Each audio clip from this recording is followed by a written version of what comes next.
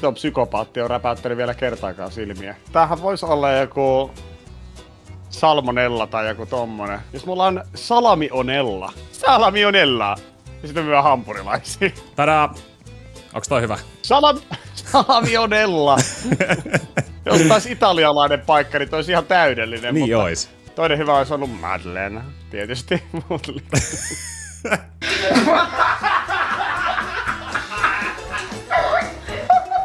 Oota mä tsekkaan miltä se näyttäis.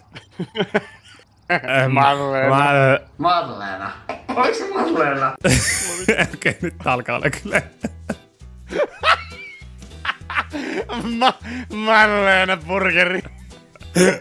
Madeleena. Mulla on ollut ikävä tätä. Mulla on tää on se. Tää on se joo. Mä oon kans sitä mieltä. Mä vastataan puhelimeen. Madeleine burgeripäivä. Nice fries. Premium coffee. Nice fries. Pickles pepper. Täältä saa pihvin päälle pipuri. Pippuri.